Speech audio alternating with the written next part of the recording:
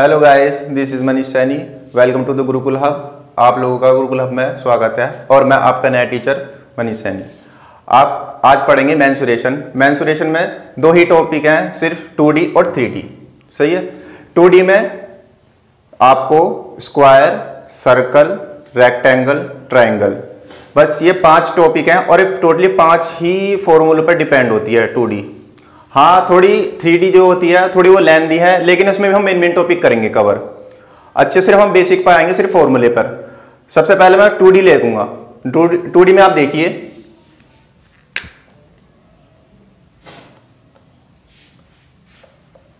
To D images. इसमें सबसे पहले लेंगे स्क्वायर। स्क्वायर वर्ग में चारों भुजाएं इक्वल होती हैं, मतलब समान होती हैं, ए। ठीक है। अब इसमें फॉर्मूला होता है एरिया। एरिया कैसे निकलेगा? ए इंटू ए, मतलब ए स्क्वायर। अगर कोई साइड ए 10 सेंटीमीटर दे रखी है तो हम इसका वर्ग कर देंगे, मतलब स्क्वायर कर देंगे। ये हो जाएगा 100 सेंटीमीटर स्क्वायर या मीटर स्क्वायर, जो क्वेश्चन में दे रखा होगा। ठीक है। और अगर इसका परिमाप या पैरामीटर पूछा हो, यहां ले लेंगे, जगह कम है। 4a। पैरामीटर का मतलब होता है चारों साइड को हमें प्लस कर देना है। या फॉर्मूले पे देख लीजिए, 4a हमारा कितना था 10, तो ये हो गया 4 × 10 40 सेंटीमीटर। ठीक है। ज्यादा से ज्यादा आपका एक डायगोनल और पूछ लेगा। इसमें डायगोनल कैसे निकालेंगे? आपने 10th क्लास में पाइथागोरस तो पढ़ी होगी। एक बेस होता है, एक परपेंडिकुलर होता है, एक हाइपोटेन्यूज होता है। देखिए, ये इसका वर्ग इज इक्वल टू इसका वर्ग, मतलब इसका स्क्वायर करेंगे और इस साइड का आधार, हिंदी में बोलेंगे आधार, और इसका लंब।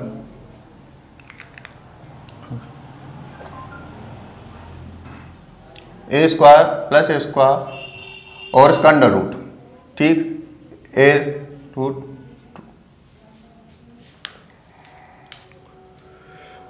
स्क्वायर में इससे ज्यादा कुछ नहीं पूछा जाएगा और ज्यादा ध्यान देने की जरूरत नहीं है, क्योंकि अब क्वेश्चन बेसिक ही पूछे जाते हैं 2D में।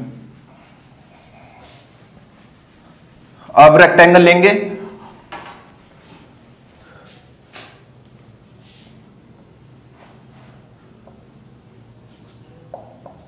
रेक्टेंगल का मतलब आयत। बहुत बच्चों को प्रॉब्लम होती है कि वो 10th में उन पे मेंसुरेशन जैसा टॉपिक वो कवर नहीं कर पाते, वो इस चीज से डरते रहते हैं। लेकिन आपको ये सोचना चाहिए, अगर ये पेपर में आ गया तो हम क्या करेंगे। और ऐसा कोई टॉपिक, ऐसा कोई एग्जाम नहीं है जिसमें मेंसुरेशन आती ना हो। 1 या 2 नंबर पर आपको एक या 2 क्वेश्चन जरूर मिलेंगे। एसएससी जीडी हो, रेलवे हो, जेईई, ये सीपीयू में अधिकतर पूछे जाते हैं क्वेश्चन। तो आप इनसे ये बचे नहीं करने की कोशिश करें। अगर आप इनको करने की कोशिश करेंगे तो हो सकता है आपसे हो जाए। सिर्फ टोटली फॉर्मूले पे डिपेंड है। इसका आयत का देख लीजिए, आयत होती क्या है?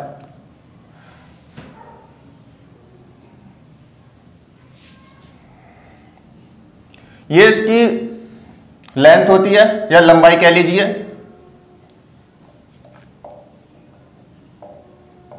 और ये इसका चौड़ाई, जो इंग्लिश में कहते हैं इसे ब्रेथ।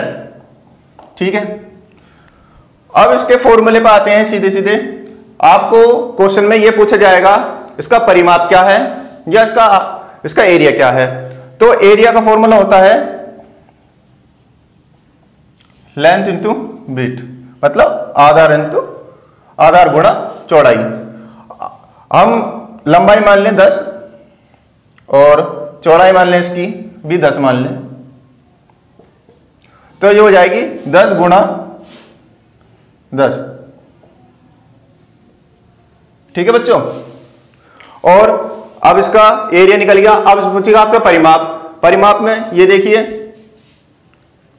पैरामीटर कह लीजिए या परिमाप कह लीजिए। पैरामीटर होता है इसका 2 ब्रैकेट में लंबाई प्लस चौड़ाई। लंबाई हमने देखी थी इसमें 10 और भी चौड़ाई देखी 10।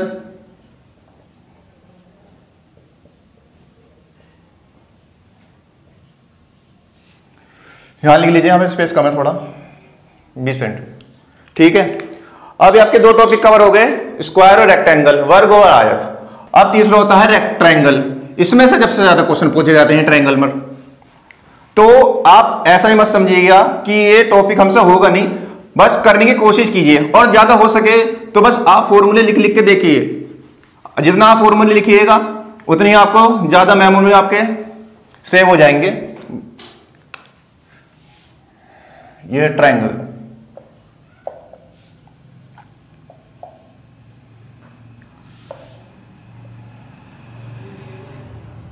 ट्रायंगल में भी ज्यादा कुछ नहीं है, सब फॉर्मूले पर है, बस फॉर्मूला याद रखिए। ये इसकी ऊंचाई, ये इसका आधार।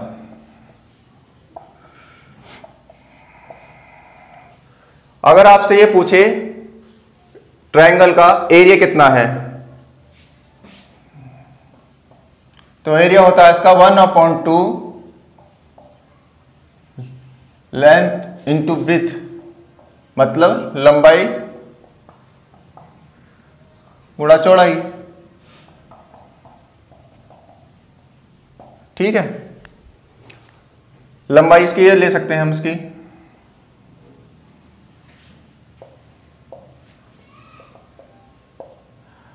एक बार हम लंबाई को रख के देख लेते हैं 10 और चौड़ाई को रख लेते हैं 20।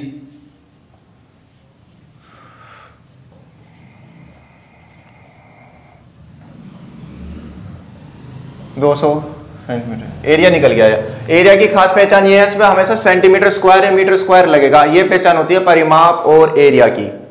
ठीक है, और ट्रायंगल भी 3 तरह के होते हैं ट्रायंगल। उसमें हम सबसे पहले बात करेंगे इक्विलेटरल ट्रायंगल। इक्विलेटरल ट्रायंगल होता है जिसकी तीनों भुजा बराबर होती हैं, जिसकी हर एक भुजा बराबर होती है और उसके अंदर के कोणों का मान भी 60 डिग्री होता है। यह हमेशा याद रखिए, इस पे से सबसे ज्यादा क्वेश्चन पूछे जाते हैं और इसको इक्विलेटरल ट्रायंगल कहते हैं। सम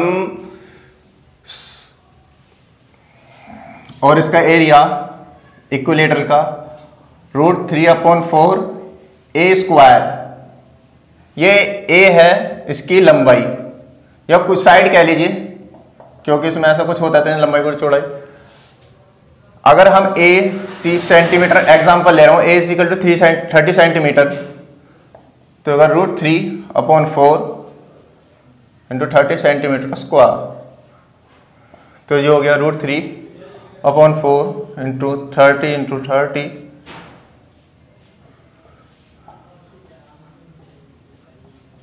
ये हो गया 225 √3 सेंटीमीटर स्क्वायर। और इसका परिमाप निकालना तो बहुत ही आसान है, क्योंकि इसकी तीनों भुजाएं समान होती हैं। तो 30 आपको भुजा दे रखी है, 30 गुणा 30 90 सेंटीमीटर इसका परिमाप हो गया। ठीक है, बस मैं आपसे जो कह रहा हूं, बस आप मेरे यही रूल फॉलो कीजिए। बस जितना भी हो सके आप फॉर्मूले को लिख लिख के देखिए।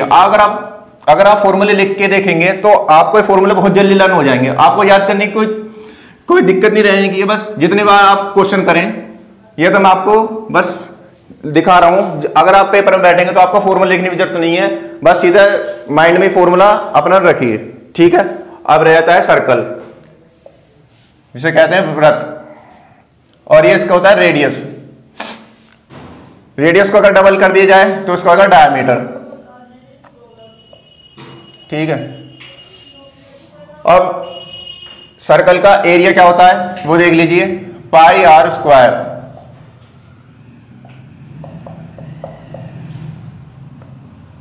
रेडियस आपको अगर कुछ किसी क्वेश्चन में ये दे देगा आपको डायमीटर = 20 सेंटीमीटर, तो आप देखेंगे कि इसमें तो रेडियस दे ही नहीं गई, रेडियस इसमें दे ही नहीं गई। तो रेडियस निकालने के लिए आप क्या करेंगे, ये डायमीटर दे रखा 20, तो उसको 2 से डिवाइड कर लेंगे तो ये 10 हो जाएगा। ठीक है, फिर एरिया में सीधा पुट करिए एरिया के फॉर्मूले में। मैं आपसे पहले भी कह चुका हूं, फॉर्मूले को बार बार लिख लिख के देखिएगा। और पाई का मान होता है 22/7 या 3.14, ठीक है। मैं 22/7 का मान सीधा आपको बता दूं 3.14 होता है। आपको ज्यादा याद करने की कोशिश मत करिएगा।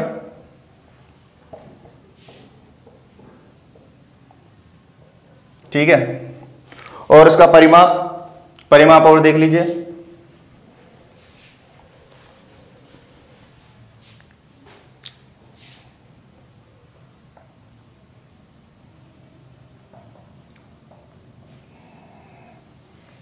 आर आपको दे रखा है 10,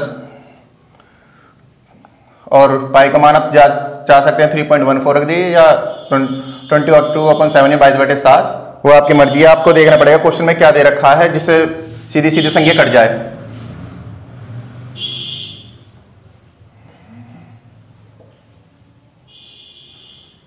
ठीक है, बस 2D में यही था। बस ये 5 टॉपिक आपको अगर ढंग से याद कर लिया बस, और मेरे ये बताए हुए इंस्ट्रक्शन आपने याद कर लिए, तो आपको फॉर्मूले याद करने की जरूरत नहीं। आप क्वेश्चन आते ही 2 मिनट में आप सवाल सॉल्व कर देंगे। और आपको मेरा वीडियो पसंद आ रहा हो, ज्यादा से ज्यादा लाइक कीजिए, ज्यादा से शेयर करिए।